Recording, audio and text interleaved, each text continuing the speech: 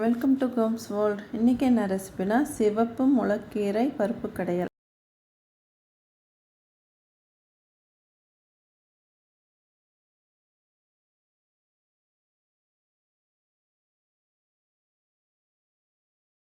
சிவப்பு முளக்கீரை பருப்பு கடையல் எப்படி செய்கிறதுன்னு பார்க்கலாம் வாங்க. அதுக்கு இந்த சிவப்பு முளக்கீரை வேணும். இந்த சிவப்பு முளக்கீரை ஜாஸ்தியாக கிடைக்காது, எப்பாச்சும் ஒருக்கா தான் கிடைக்கும். கிடைச்சா விடாதீங்க, வாங்கி செய்யுங்க. இப்போ நான் அந்த முளக்கீரையை பார்த்துட்டு சின்ன சின்னதாக நான் கட் பண்ணி நான் போட்டுக்கிறேன். இப்போது அரை டம்ளர் பருப்பு நான் வேக வச்சுருக்கேன். இப்போது அந்த பருப்பில் இப்போ கீரையை அலசிக்கலாம். நம்ம தண்ணியில் ஊற வச்சுருக்கேன். இப்போ பருப்பில் பருப்பு வேக வச்சல தண்ணி ஜாஸ்தியாக இருக்கனால நான் இப்போ கொஞ்சம் தண்ணியை நான் எடுத்துக்கிறேன். இந்த தண்ணியை வேஸ்ட் பண்ண மாட்டேன். இந்த தண்ணியை நான் ரசத்துக்கு ஊற்றிடுவேன். இப்போது இந்த பருப்பு கூட 2 பழுத்த தக்காளி பழம் நான் சேர்த்துக்கிறேன். இது கொஞ்சம் புளிப்பாக இருந்தால் நல்லாயிருக்கும். அதனால் தக்காளி 2 பழமாக போட்டிருக்கிறேன். 2 பச்சை மிளகாய், 15 பூண்டு போட்டிருக்கிறேன்.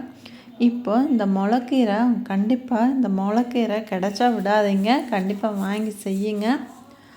இது கிடைக்காது ஜாஸ்தியாக, எப்பாச்சும் ஒருக்கா தான் கிடைக்கும். கிடைக்கும்போது வாங்கி கண்டிப்பாக செய்யுங்க. இப்போ இதை நல்லா அலசி இதில் நம்ம சேர்த்து வேக வச்சு எடுத்துக்கலாம். உப்பு போடாமல் வேக வைங்க, கடையும் போது தான் உப்பு போடணும். இப்போயே உப்பு போட்டுட்டா கீரை வேகாது, அதனால் உப்பு போடாமல் வேக வைங்க. இப்போ நான் தண்ணியே ஊற்றாம தான் வேக வைக்க போகிறேன். வேகட்டும். இது அடுத்த அடுப்பில் நான் கடாயை வச்சு கொஞ்சமாக எண்ணெய் ஊற்றிருக்கேன். அந்த எண்ணெய் காயமும் 1 ஸ்பூன் சீரகம், சின்ன வெங்காயத்தை நல்லா பொடியாக நான் அரைஞ்சி வச்சுருக்கேன்.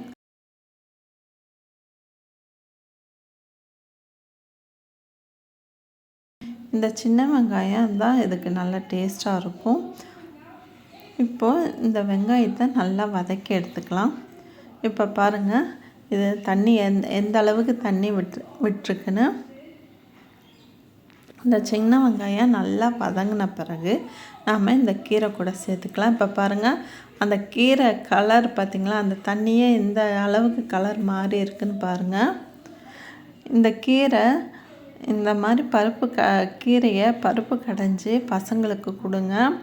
ஏன்னா இதில் ரத்தத்தை அதிகரிக்கிற தன்மை ஜாஸ்தியாக இருக்கனால இந்த கீரையை அடிக்கடி செஞ்சு சாப்பிடுங்க, கிடைக்கும் போதெல்லாம் செஞ்சு சாப்பிடுங்க.